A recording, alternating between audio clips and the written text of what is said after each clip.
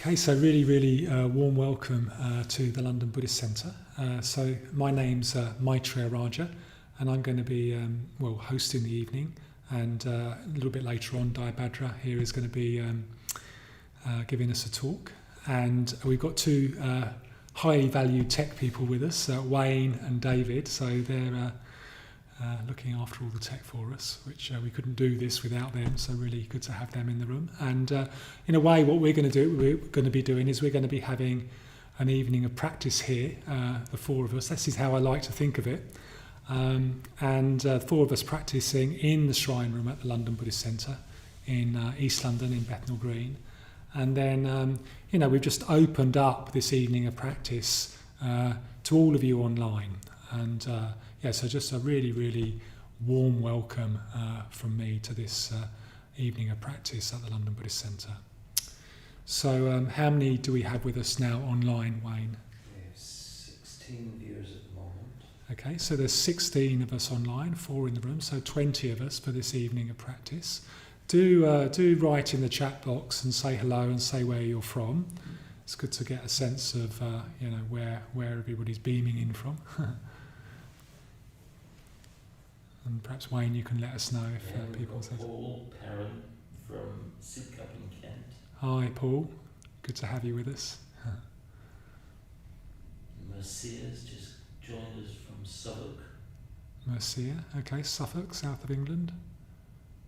South East London. Oh, okay. That's Southwark, not Suffolk. Okay.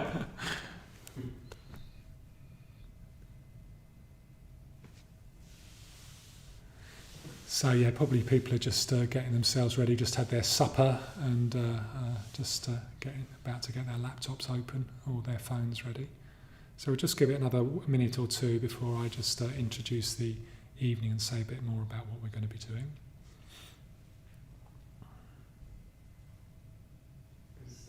Shobet, who comes from India. Okay. Hi Shobet, good to have you with us again. Amazing that we can do this, isn't it? All the way from India. Yeah, hello there. Adam from Paris. Adam from Paris, great. Veronica from Essex. Hi Veronica. And Robert from Limerick. Hi, and Robert from Limerick as well, wow. So we really are got people from all over the world tuning in for this evening of practice. And I'd really encourage each one of us to use our imagination to have a sense of this being a collective practice with people meditating together, hearing about the Dharma together and doing a ritual together. So we've got people from England, from Ireland, from India, from France, all tuning in at the same time for this evening of practice. So I'd really encourage us all to keep a broad awareness that we're not on our own, we're connected, and we're connected through doing these traditional practices together.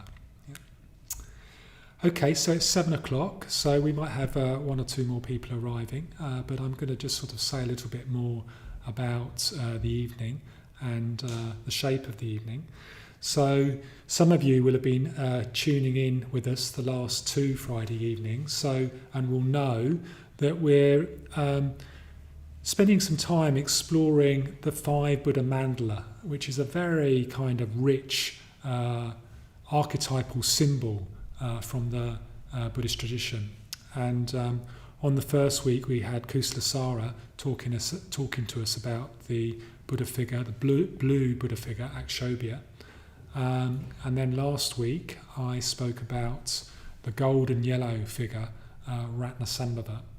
And later on in the evening we've got Dayabhadra, who's going to be talking about the red Buddha figure, Amitabha.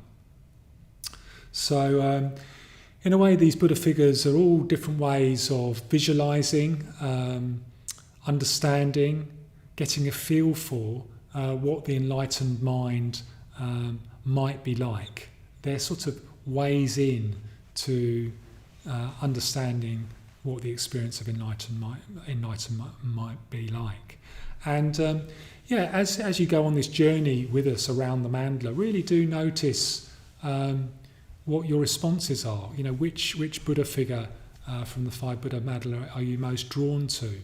And really take note of that. And you might want to follow that up after this series is finished, and really hone in on that particular Buddha figure, and find out more about it, and maybe start chanting the mantra and so forth.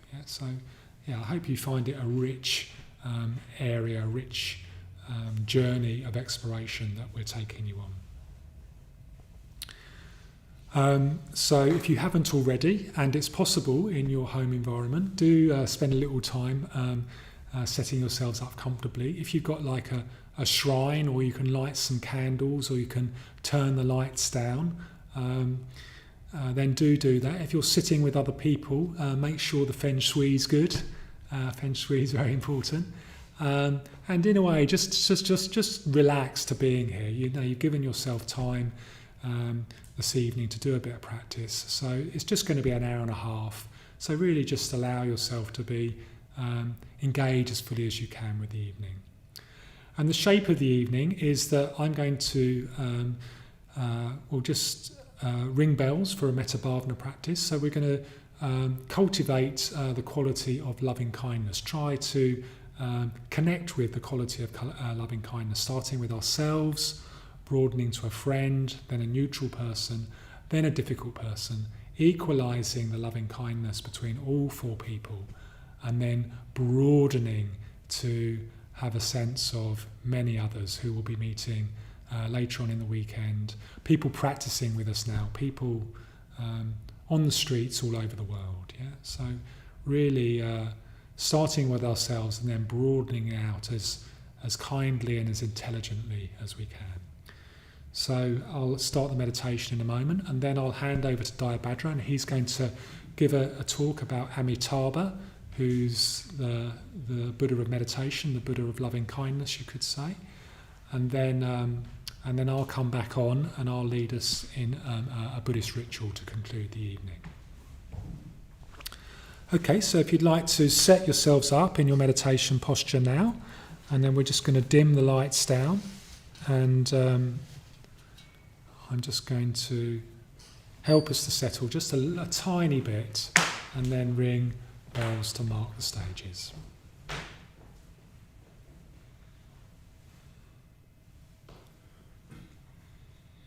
So really feeling the weight of your body flowing down through the sitting bones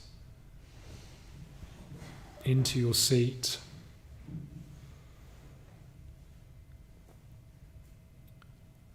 Really taking your place, taking your space within your room, within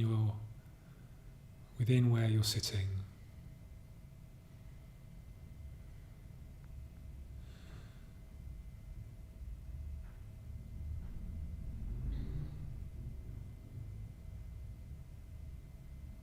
And sensing into your present moment experience, whatever that may be. Taking a kindly, curious interest in how you are.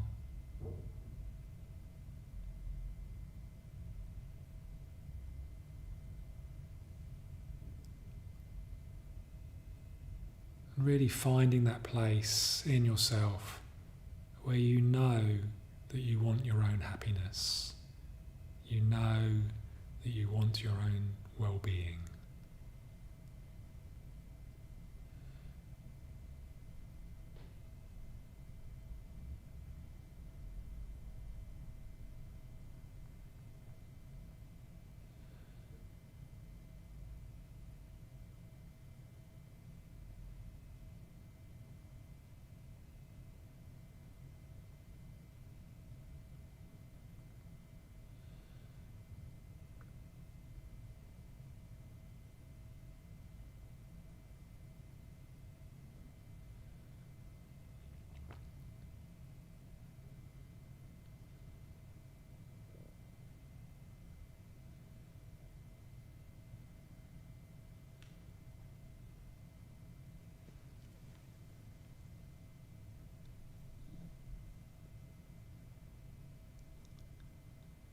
the metta bhavana practice.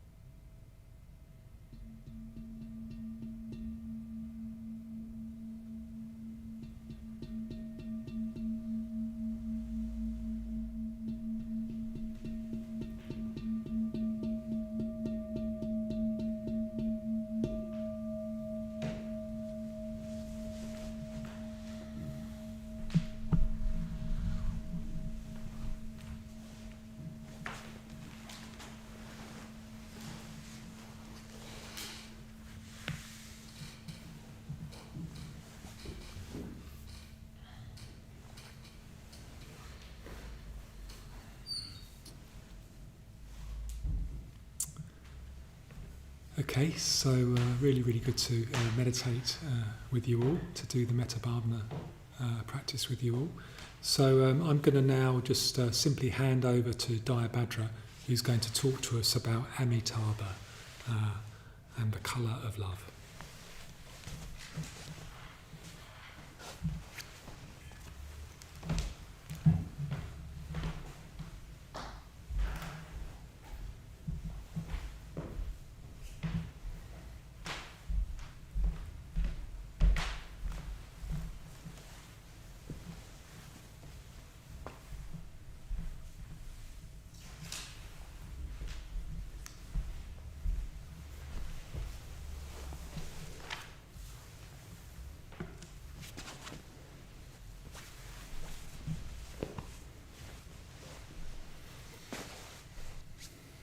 Okay, so a really warm welcome from me. My name's Dayabhadra, and really warm welcome wherever you are to the London Buddhist Centre.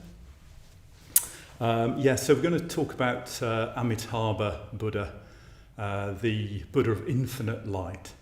So Amitabha Buddha is one of the Mandala of the five Buddhas, and these Buddhas have arisen out of deep meditation. Over the centuries, the Buddha lived 2,500 years ago, and since, over the centuries since he died, then people in deep meditation would experience various Buddha forms appearing to them, of different colours, of different hand gestures, and with different associated animals, symbolic animals. So we're particularly looking at the Mandala of the five Buddhas already, and we're already at Amitabha. So Amitabha Buddha is the red Buddha. He's a ruby red. He's this beautiful colour of red. So I'm going to be saying a bit about him, but with all of these Buddha figures, you can just allow your imagination to take over and see what the figures mean to you, in your imagination as I describe them. There's a sort of, the thing with when it's a symbol, there's a sort of never-ending meanings to them. So whatever I say, just to let your imagination go further. But yes, he's ruby red. And he's sitting in meditation posture. We're quite lucky because behind my right shoulder we've got an Amitabha Buddha here. He's actually gold here, but you can imagine him as ruby red. But he's sitting in meditation posture. So his hands are in meditation posture, and he's sitting in full lotus position. All the Buddhas have a particular, various associations. For instance,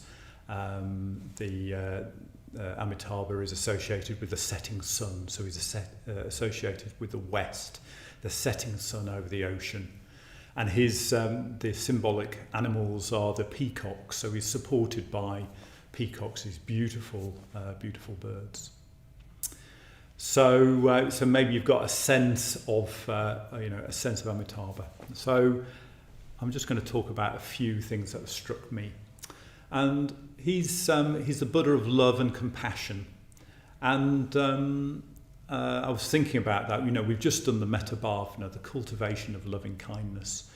And it's a very key part of Buddhist practice. It's a really important part of the practices we do here at the London Buddhist Centre, the mindfulness of breathing and the Metabhavana.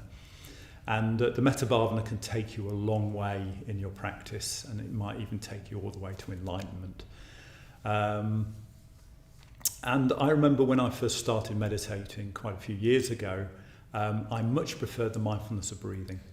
And the Metabhavana was a lot more difficult. I was on the breath. I could really experience the breath, and that was fine. The Metabhavana was a bit more difficult. And it was actually quite a while until I went on retreat, probably a year or two after I'd started meditating. And I got some very good instruction. I'd already got some very good instruction at the London Buddhist Centre, but sometimes you've got to hear things 50 times before it really goes in. So on the retreat, the emphasis was on receptivity. And so you have activity in meditation, but you also need receptivity. So for instance, the active part of the meditation, the Metabhavana meditation, might be, may I be happy, or may you be well, the phrases, for instance.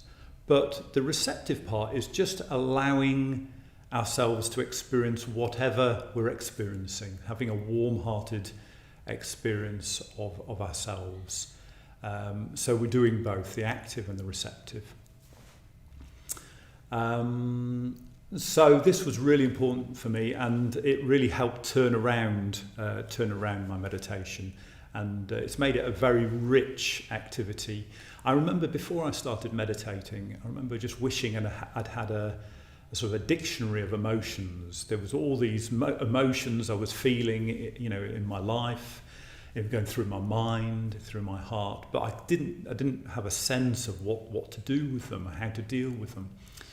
And this practice really begins to deal with the emotions, and it's certainly been really, really helpful for me to get in touch with my emotions and begin to work with them in a positive direction. So it's one of my favourite practices.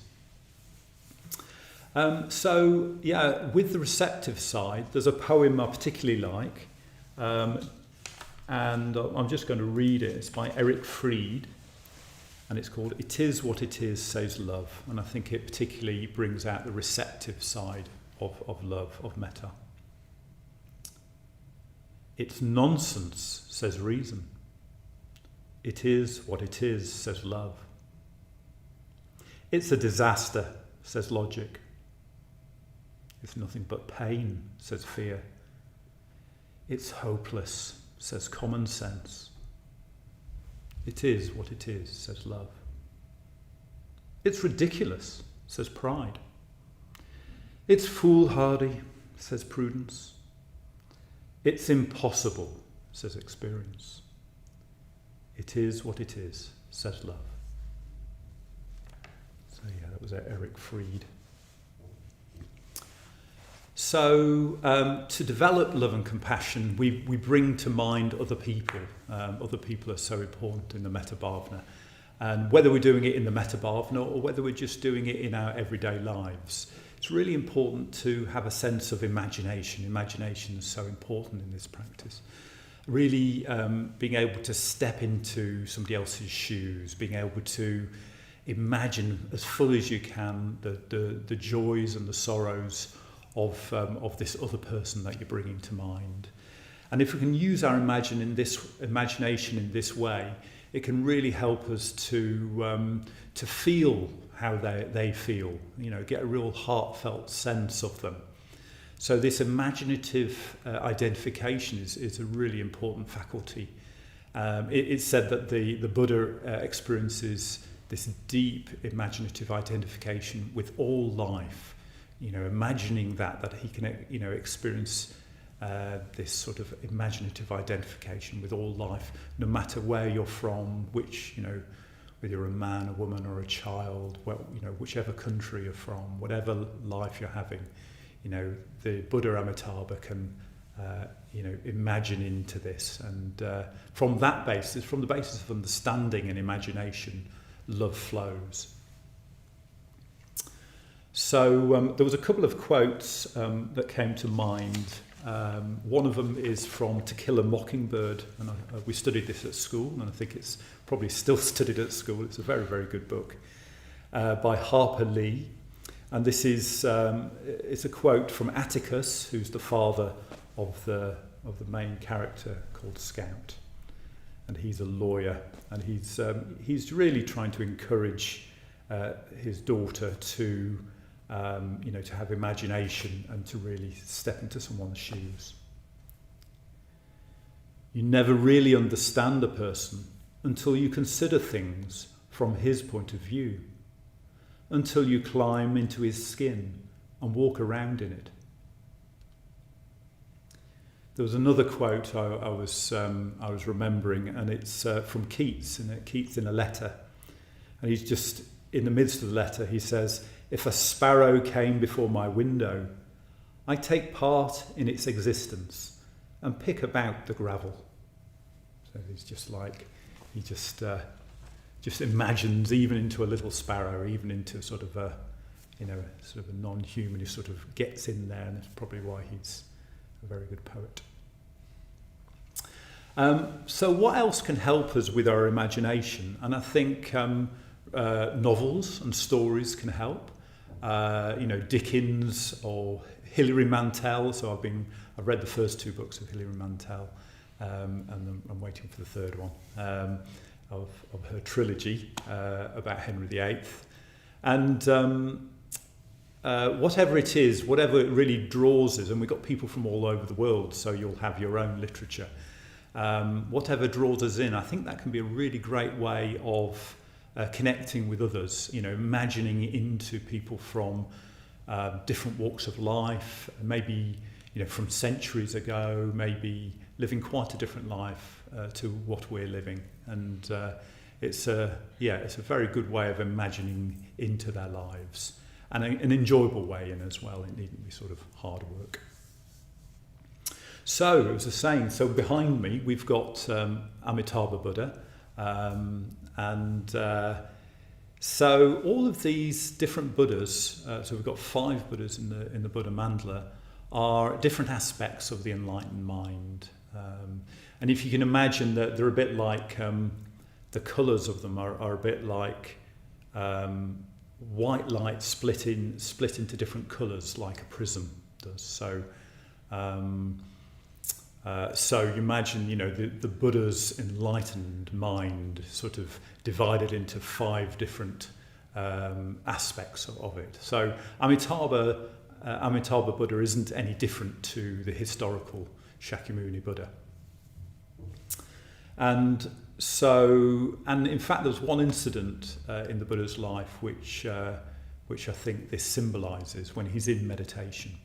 So the Buddha has left home, he's gone forth, he's come to, he's met his teachers, and he's been with them for a while, he's gone it alone in the jungle. And so for many years he's been searching for the truth.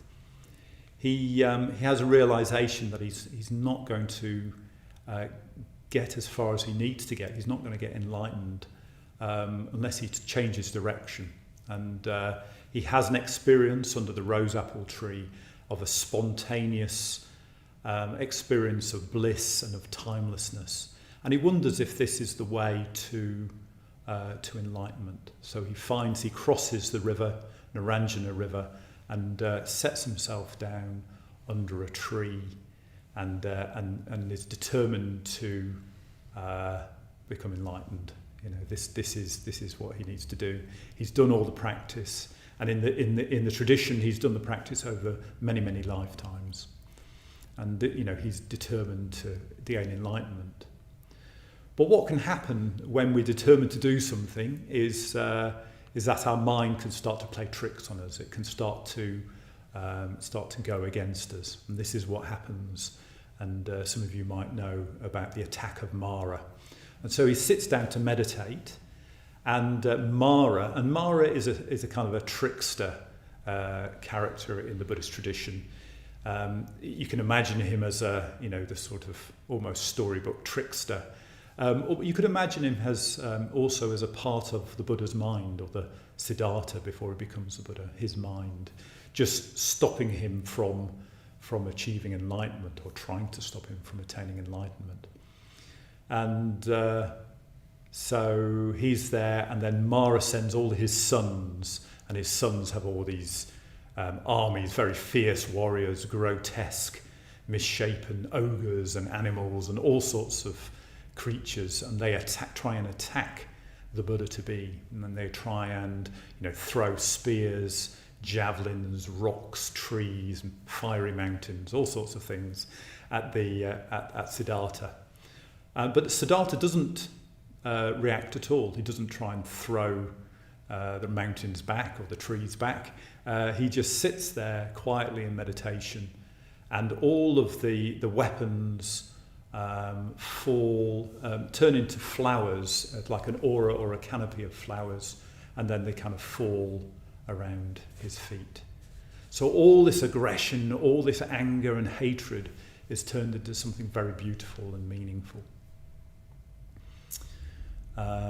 So it's a beautiful. I really love this image, and I think myths are so important. They can really speak truths to us, they can speak deeply to us. So yes, he turned this aggression into love, or through love, he transformed this experience of. You could imagine his own hatred and his own anger and his own aggression into something meaningful and something beautiful. And yes, I think in a way we, on our level as well, we might find that we might sit down to meditate. And we know what we're supposed to be doing. We're going to do the Metabhavana, or the mindfulness of breathing, and then Mara comes up, and he might not sort of go full on like he did to the Buddha, but you might get distracted, and you can imagine it's Mara playing tricks on you, and there's many different ways of working with Mara. So sometimes it helps to sort of imagine that. So again. The Amitabha Buddha, this deep ruby red Buddha, he's sitting on a deep red lotus, and the lotus is an important symbol in Buddhism. It's a really important symbol of growth and development and unfolding. So the lotus, if you've been to India, or if you live in India, then you'll have seen lotuses in lotus ponds. And they grow from the mud and up through the water, and then they come out, and then they open on top of the water. And in fact, this was one of the visions, or what the Buddha imagined when he first became enlightened, because he was wondering about whether would this teaching, would this truth that he'd found be communicable? Could he communicate it to others? And he realised that there were people, who were very close to enlightenment, whilst there were also people who were still firmly stuck in the mud. So there were people at all levels of development, and it's a rather lovely way of talking about spiritual development, this unfolding, this growth. In another of the Buddha's teachings, it's the parable of the rain cloud, and he talks about. It's sort of a metaphor for everyone, just in the way that there are trees and shrubs and flowers, and some are hardy, plants, and some are a bit more delicate, and some are very beautiful, some more plain, some are great oaks, great redwoods, some are very tiny weeds. The rain falls on all the plants and equally nourishes all the plants. And so he says that the rain of the Dharma falls equally on all beings and all human beings, and we'll get nourished by the rain of the Dharma, and we can feel nourished, but we'll all grow in our own way. So the rain of the Dharma is the same for us all, but we'll all grow in our own way. So it's not like we've got to force grow ourselves into a different shape. We can truly become who we are and who we are meant to be, if you like, through just receiving the rain of the Dharma. So for a few minutes, I just thought we'd just do a bit of an imaginative exercise. So if you'd like to join me, you might like to close your eyes. And so you might want to get into meditation posture, or just sit more comfortably.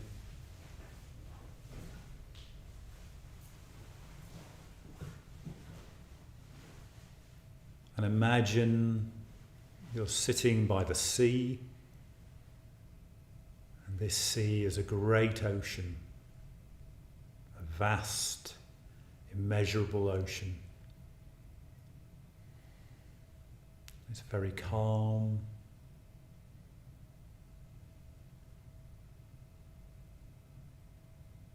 And you have a sense of the setting sun. beautiful deep red of the setting sun. A really attractive deep red. It's a deep ruby red. And then you begin to realize that it's not the setting sun, but it's a Buddha figure. It's a deep ruby red figure of Amitabha.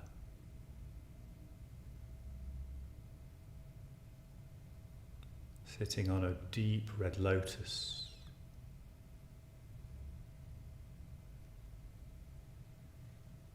And the ocean is calm and tranquil.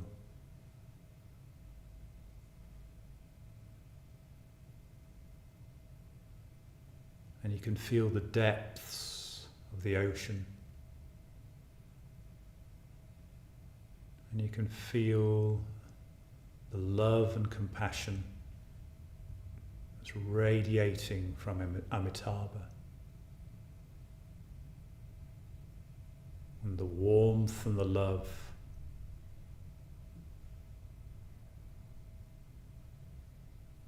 are being absorbed into you, into your skin, into your very being.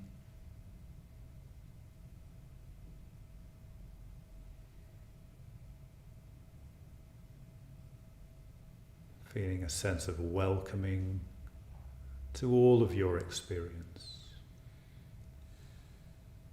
Whatever you're experiencing,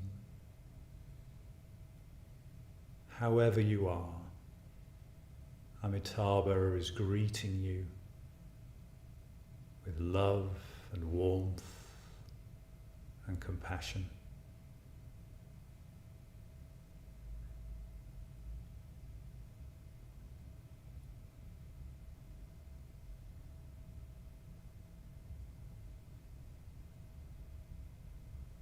And you can begin to feel something of this love and compassion stirring in the depths of your heart.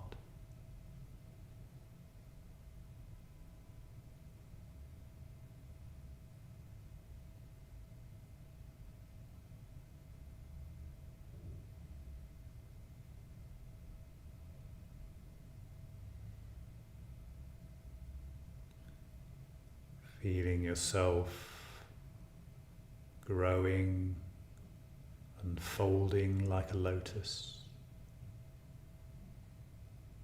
in the warmth and the love of the enlightened mind of Amitabha Buddha.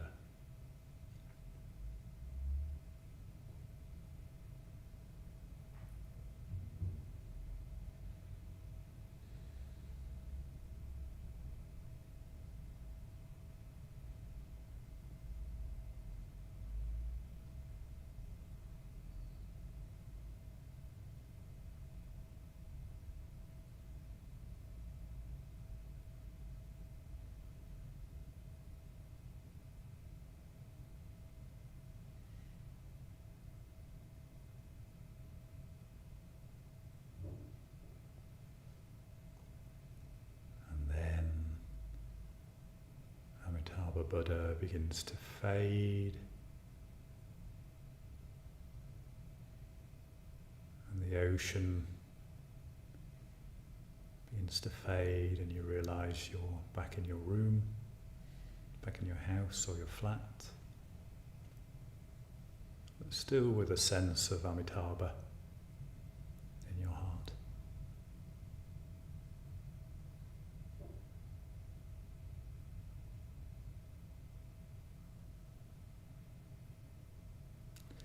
Okay, so I'm going to hand over to Maharaj now, and we're going to do a puja dedicated to Amitabha.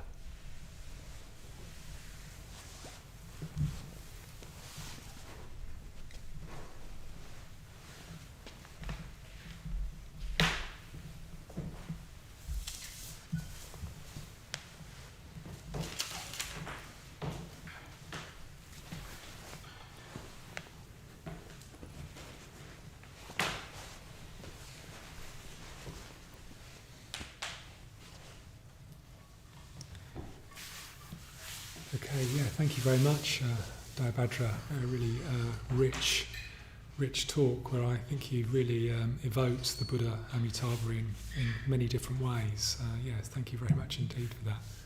Actually, particularly I don't know how you experienced that visualization at the end, that guided visualization at the end, but I really felt it having an effect on my whole body actually, and just somehow relaxing and calming my whole body. So it just goes to show you what being guided in a little imaginative exercise can do for you. I don't know whether you felt that at home, but anyway, I certainly felt it tangibly having an effect on me. And I know that I actually live just 10 minutes down the road with Dayabhadra. We live in a Buddhist men's community, and I've been meditating alongside Dayabhadra for many years, and I know he really, really values his meditation practice and is very, very steady within it. And one of his main practice is to really dwell on a Buddha figure, or to visualize a Buddha figure, and I know that really supports him in his life. So he felt very well placed to talk to us about Amitabha this evening. Okay, so what we're going to do now is I'm just going to say a couple of things about the London Buddhist Centre, and then we'll dim the lights down again, and then we'll do a ritual to close the evening. So I've been working at the London Buddhist Centre for a long time, over 20 years, and I've never known a year quite like this year, with the coronavirus sort of having its impact all around the world, and certainly in East London. And we've in a way it's been quite a difficult time for us here at the London Buddhist Centre, but it's also been a time of opportunity. And one of the fascinating things has been just how we've been able to communicate with people online so well, I think, over the last few months. And I think we have really built up quite an online community of practitioners. And we very much want to keep going with that. Hopefully the restrictions around the coronavirus will keep gradually being eased, I hope so, and we'll be able to continue open our doors. And we still want to keep doing giving an online offering, and we want to do more and more activities in the centre.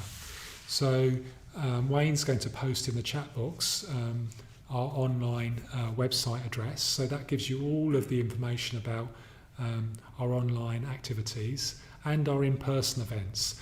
So basically midweek, if you any midweek night, just go to our London Buddhist Centre YouTube channel at 7 o'clock, and there's something going on. So you can tune in with us 5 nights of the week, Monday to Friday. Just tune in at 7 o'clock, and there'll be something happening. And then on Saturdays, we've got like 4 in-person events happening, and we're gradually hoping to broaden into the week in September, and we're planning already to do that. So in order to be able to do these things, I'm sitting in front of this like really swanky new camera, which we've just lashed out loads of money for, and we've actually bought quite a lot of other kit in order to, in a way, make the online experience as good as it can be.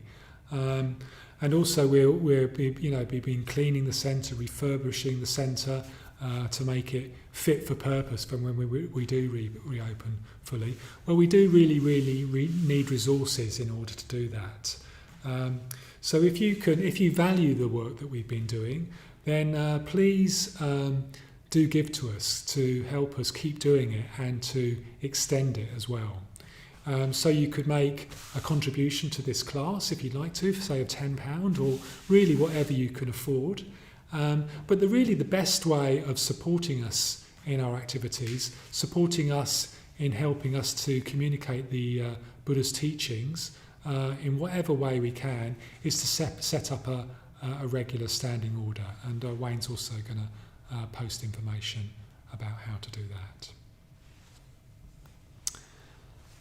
Okay. So those are those things. So what I'd like to invite you to do now is just to set yourselves up in your meditation posture. David's going to turn the lights down once again, and I'm just going to lead us in a Sevenfold Pooja, a Buddhist ritual, and most of you will know this ritual, so we're going to do it in call and response, which means that I say a line, and then if you want to, you say the line back, you repeat the line back. And there are 7 verses. We're going to do a few things in unison. So we'll do the refuges and precepts in unison, and we'll do the Heart Sutra in unison. So join in with those if you know them. If you don't know them, just listen. And if this is your first time tuning in tonight, and you've never done a Buddhist ritual before, and you're a bit wary of rituals, then just look and listen and see what you think of it. Just so feel free to just really just sit and listen and see what you think. Yeah, but hopefully most of you will want to join in. There's 4 of us in the room. How many of us online now, Wayne? 36. So there's 40 people sitting together, turning towards the 3 jewels, turning to what's of highest value, you could say, in life, in the universe.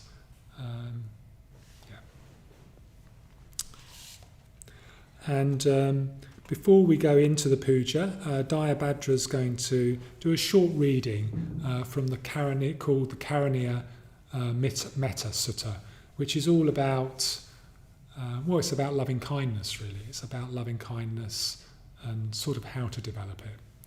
So when Dayabhadra's ready, he'll give us the reading, and then after that I'll lead us into the ritual. And at the end of the ritual, Dayabhadra will lead us in the Amitabha mantra. And we'll make offerings here, and if you've got shrines at home, please do make an offering to your shrine. So when Dayabhadra is ready.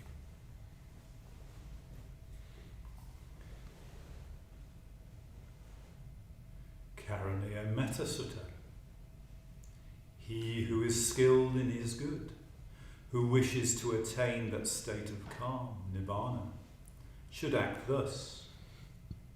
He should be able, upright, perfectly upright, of noble speech, gentle and humble, contented, easily supported, with few duties, of light livelihood, with senses calmed, discreet, not impudent, not greedily attached to families. He should not pursue the slightest thing for which other wise men might censure him. May all beings be happy and secure. May their hearts be wholesome.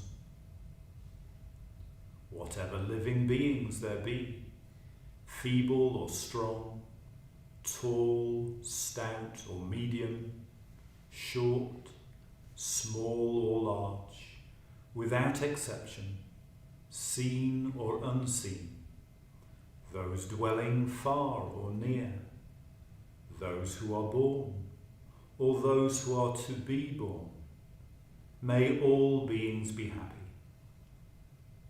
Let none deceive another, nor despise any person whatsoever in any place. Let him not wish any harm to another out of anger or ill will.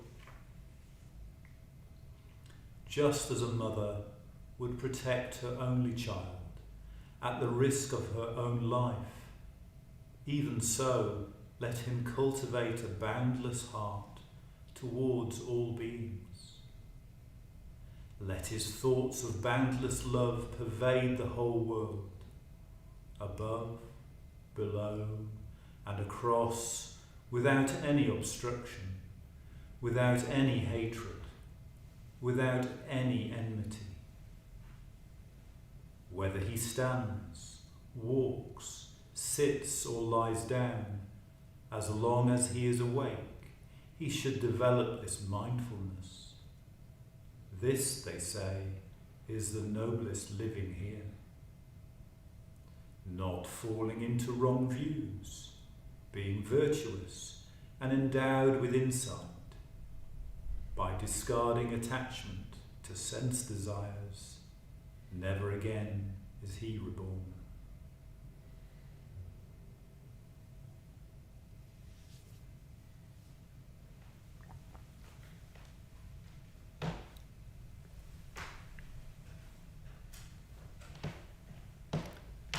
The Sevenfold Pooja.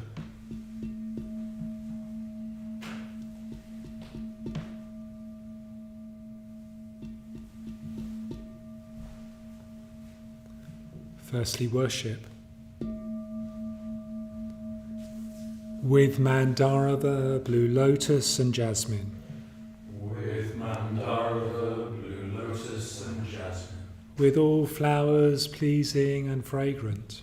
With all flowers pleasing and fragrant. And with garlands skillfully woven. And with garlands skillfully woven. I pay honour to the princes of the sages. I pay honour to the princes of the sages. So worthy of veneration. So worthy of veneration. I envelop them in clouds of incense. I envelop them in clouds of incense. Sweet and penetrating. Sweet and penetrating. I make them offerings of food hard and soft. I make them offerings of food, hard and soft. And pleasing kinds of liquids to drink. And pleasing kinds of liquids to drink. I offer them lamps encrusted with jewels. I offer them lamps encrusted with jewels. Festooned with gold and lotus. Festooned with golden lotus. On the paving sprinkled with perfume. On the paving sprinkled with perfume. I scatter handfuls of beautiful flowers. I scatter handfuls of beautiful flowers. Salutation.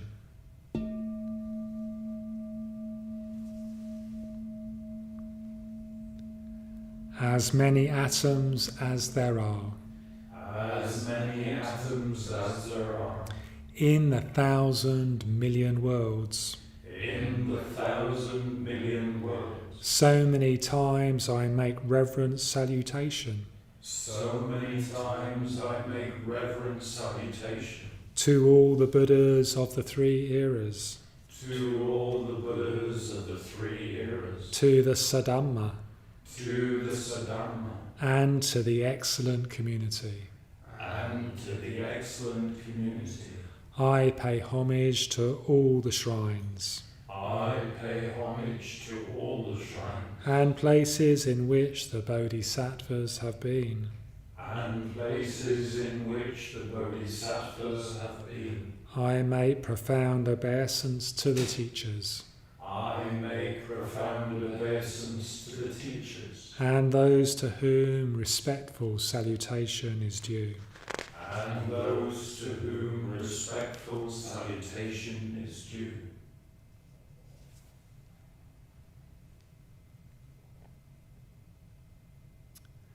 Going for refuge. This very day. This very day. I go for my refuge.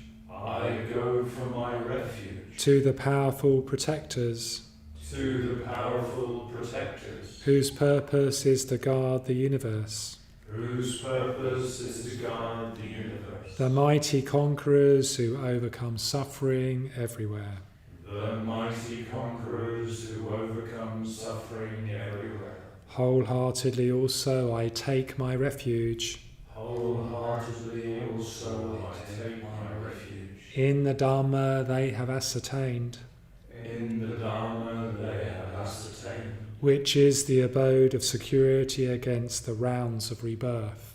Which is the abode of security against the rounds of rebirth. Likewise in the host of bodhisattvas. Likewise in the hosts of bodhisattvas, I take my refuge. I take my refuge. Refuges and precepts in unison. Namo tassa bhagavato arahato samma sambuddhassa. Namo tassa bhagavato arahato samma sambuddhassa.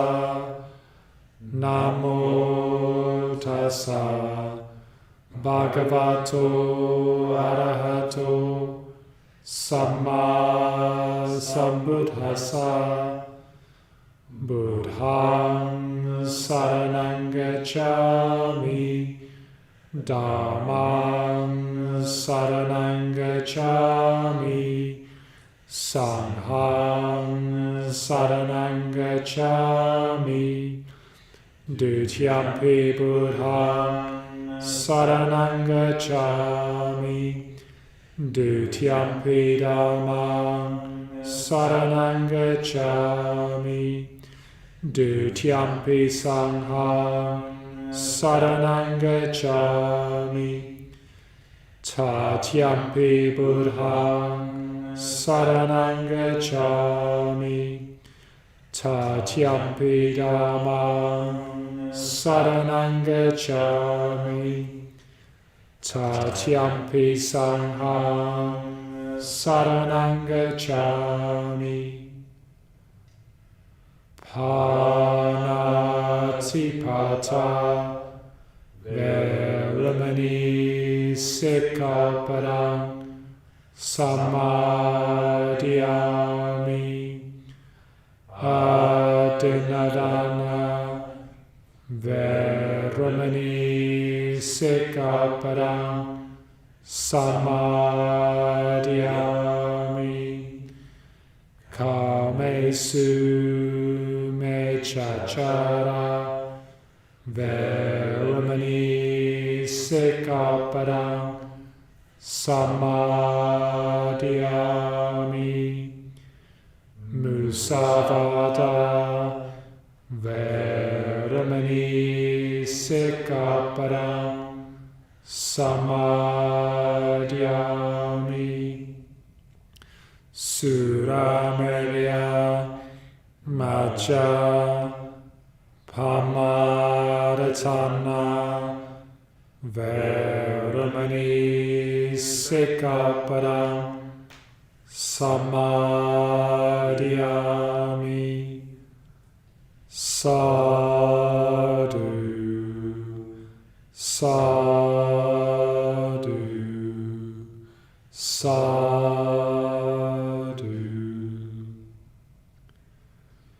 With deeds of loving kindness, I purify my body. With open-handed generosity, I purify my body. With stillness, simplicity, and contentment, I purify my body. With truthful communication, I purify my speech. With mindfulness clear and radiant, I purify my mind.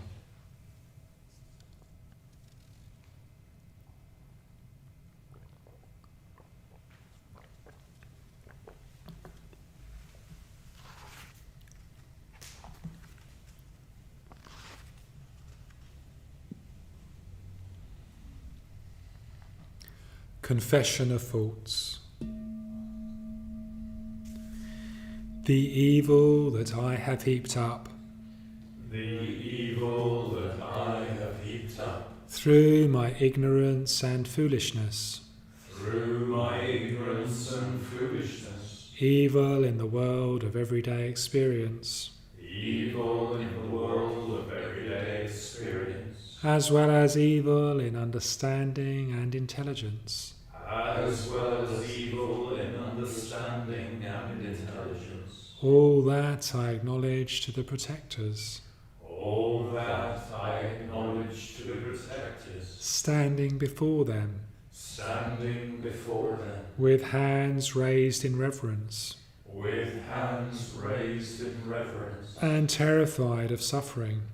and terrified of suffering. I pay salutations again and again. I pay salutations again and again. May the leaders receive this kindly, May the leaders receive this kindly, just as it is with its many faults. just as it is with its many faults. What is not good, O protectors, What is not good, O protectors, I shall not do again. I shall not do again.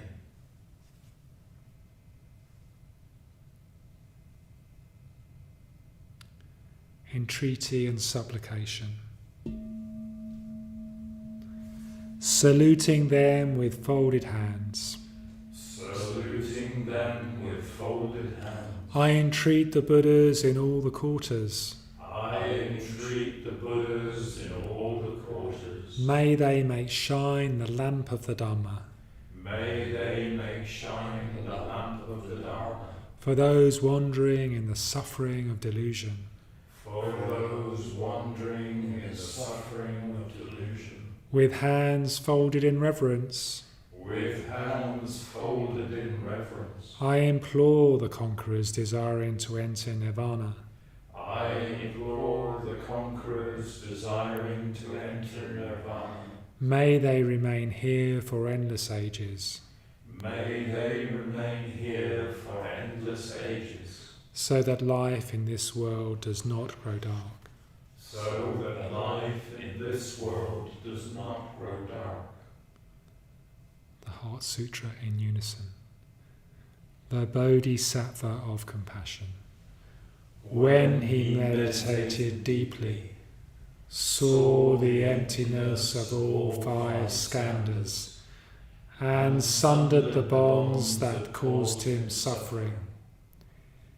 Here then, form is no other than emptiness, emptiness no other than form. Form is only emptiness, emptiness only form. Feeling, thought and choice, consciousness itself, are the same as this. All things are by nature void. They are not born or destroyed, nor are they stained or pure, nor do they wax or wane.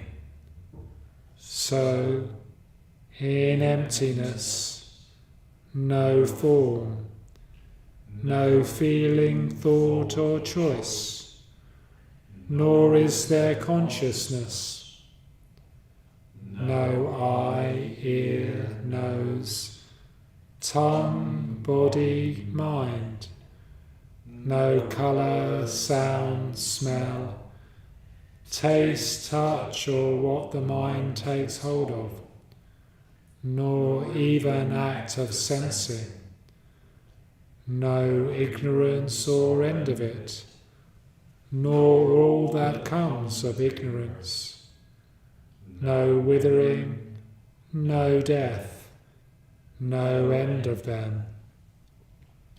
Nor is there pain or cause of pain, or cease in pain or noble path to lead from pain, not even wisdom to attain. Attainment too is emptiness. So know that the Bodhisattva, holding to nothing whatever, but dwelling in prajna wisdom, is freed of delusive hindrance, rid of the fear bred by it, and reaches clearest nirvana. All Buddhas are past and present, Buddhas of future time, using this prajna wisdom, come to full and perfect vision. Hear then the great irony, the radiant peerless mantra, the Pranya Paramita, whose words allay all pain. Hear and believe its truth. Gate, gate, paragate, parasangate, bodhiswaha. Gate, gate, paragate, parasangate, bodhiswaha. Gate, gate, paragate, parasangate, bodhiswaha.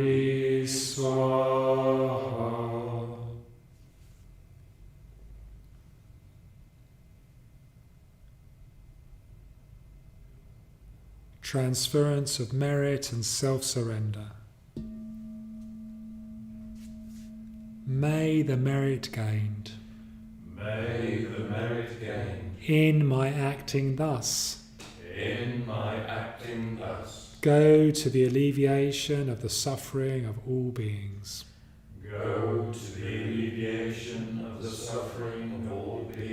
My personality throughout my existences. My possessions. And my merit in all three ways. I give up without regard to myself. For the benefit of all beings. Just as the earth and other elements. Are serviceable in many ways. To the infinite number of beings. Inhabiting limitless space. So may I become. That which maintains all beings. Situated throughout space. So long as all have not attained. To peace.